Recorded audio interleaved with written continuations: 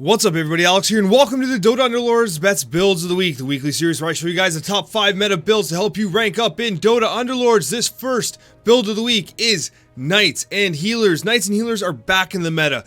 So what happened was when All Out Attack Eno came out and it was blowing up everyone's positions, Knights and Mages were super negatively affected by that, and Knights fell off the map. Well, now that Eno has been completely redesigned and now he applies stacks of poison without blowing up the positioning of the opposing team, what you have now is Knights back in the meta, and with a positioning like this, now some players are actually positioning Knights on the rear line. I actually don't recommend that. The reason for that is because if they want to actually blow up your positioning, they should set up on the rear line, make your melee units fall out of position, and any smart high-level player will force your Knights to do that, and it'll completely destroy your Knight bonus. What you're better off to do is mount them up front, okay, just like this, and then what you're going to have is you're going to have a situation where you engage in position. The formation of the Knights is very important. You want them to be attacking units head-on, and with the other Knights in one cell proximity. If you position them at the back, you really run the risk of having them scatter out of position. Now, if you're against assassins, what you might want to do is you might actually want to switch a few of your Knights to the rear line in order to protect some of your squishies. Actually, it'd be more like this, so they can stay within one cell of each other. But overall, assassins aren't really that dominant in the meta, despite being one of my builds of the week. But this is an excellent build. I do recommend healing support Nesix. The main reason why is because it's going to help sustain your healers and your Knights, and with the healing bonus, Nesix is going to heal that much more. A nice counter to this is healing and stealing Eno. If you can't get support Nesix, healing and stealing Eno is also a fantastic option. Otherwise, you can go Happy Hour Joel. That'll have a good effect as well. And for the second build of the week, what we've got is Brawnies. Now, Brawnies, if uncontested, are one of the absolute best builds in the game. If you're in a game and no one's going Brawnies and you have a few already, go for it. They are absolutely incredible. You're going to finish top 3 if uncontested. They are fantastic. Now, I made a few modifications since the last time I showed you the Brawny build. I still recommend going double 2-star Beastmaster. It'll rack up the kills. They just completely roll, especially in the mid game. I put Terrorblade in a more protected spot because in the later game, the Brawnies are just so tanky with their added health that realistically, Terrorblade, it's better if he just transforms and then is able to beat on the opposition from afar. I also added Ogre Magi. There's a reason for this. Ogre Magi is a brute. That's going to allow him to apply debuffs to any assassins that jump on him.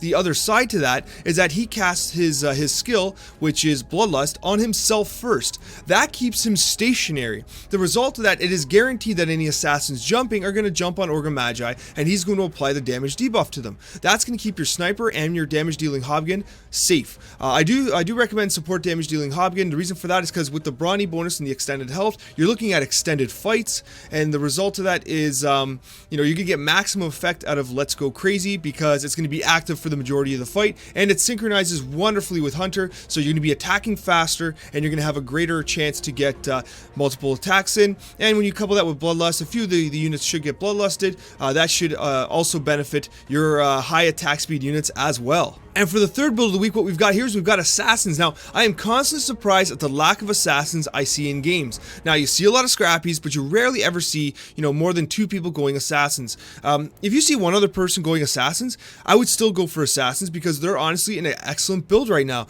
This is the Insect and Warlock splash with Dragons as well. So what you have Warlocks in the front. I do recommend, Aggressive Tank Joel. It'll really hold that front line and he'll attract a lot of damage. I position Dragon Knight here. He's going to transform with Viper. It's going to help Joel have a little more armor in the front line. You have, these assassins are absolutely wonderful. You're hunting for a Mask of Madness for the Slark.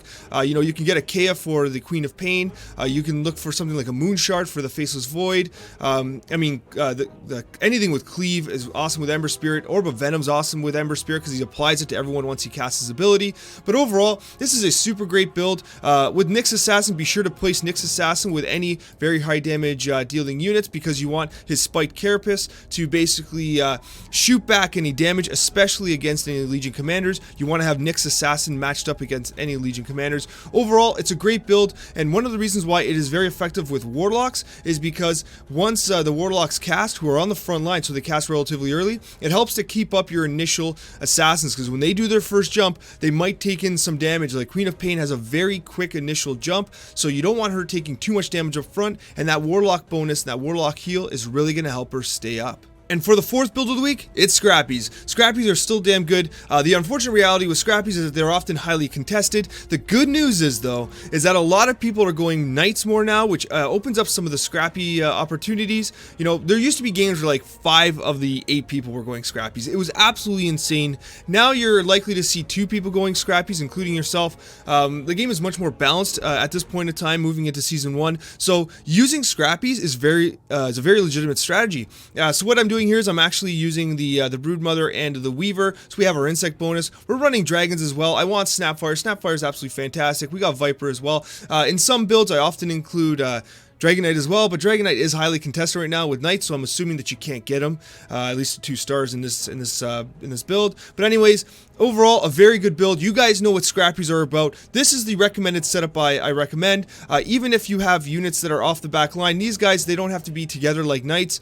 And at the end of the day, you really want to protect Sniper and your support damage dealing Hobgoblin. Support damage dealing Hobgoblin works wonderfully here because Let's Go Crazy works well because Scrappies have the armor and the health regeneration. It helps extend the fights, so you get maximum benefit of Let's Go Crazy. Another option, of course, would be you know, Enno. Enno works well with them too. Heal and stealing Enno, because of the amount of healing that they're able to do, it kind of keeps your army up for an extended period of time. Overall, a very good build, and one that has become less contested over the past few weeks. And for the last build of the week, what we've got here is we've got Legion Commander. Legion Commander is a great build because if, say, things don't go your way in the early game and you get a couple early Legion Commanders, you can spread your board out, you can spread your alliances out, get up, pick up all the units that other people aren't grabbing, and build yourself a Legion Commander build. Now, this is the one I suggest. It was suggested to me to try Trolls with Legion Commander. 4 Trolls.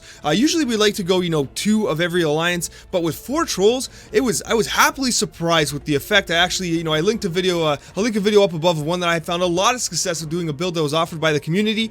But what we've got here, I've made a couple changes though. One of the changes that I made is I'm using Chaos Knight as opposed to Shadow Fiend. You can use Shadow Fiend instead of Chaos Knight, but the reason why I'm running Chaos Knight in this situation is because Chaos Knight is a demon and he's going to activate his ability, his Chaos Bolt, I think it's called, yes, Chaos Bolt, before Legion Commander activates her duel. That's important because you don't want Legion Commander to be silenced as she drops in health while she should be engaging. You also don't want her to cast her ability first. So basically what you want to do is you want to have Chaos Knight engage, he casts his Chaos Bolt first, then you want Legion Commander to come in and then cast her duel an already weakened enemy and get the kill. That's how you ramp up. Also, Chaos Knight is easier to attain early in the game. He's tier 2, whereas Shadow Fiend's tier 3. Shadow Fiend is still great. In fact, Shadow Fiend is going to be a little less contested than Chaos Knight because the Knights are back in the meta, as I've explained in this video. But anyways, I do suggest Chaos Knight. One thing I also do recommend you do is you use healing support and Essex. The reason for this is because her Golem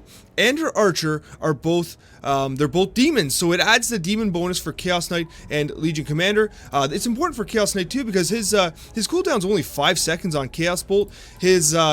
His silence is 4 seconds, so he literally can repeatedly cast Chaos Bolt as soon as his cooldown's up. So it's important that you time these two very appropriately because you want Legion Commander to have full mana the moment she is unsilenced, and that is why I like Chaos Knight in this build. Troll Warlord comes in late for Shadow Shaman to complete the Troll bonus and also just give you kind of a bit of a boost in your DPS. Overall, it's an absolutely wonderful build, one that I found success with. Thank you so much for watching, and a very special thank you to all of my wonderful subscribers. Take care everyone, and good luck this week in Dota Underlords.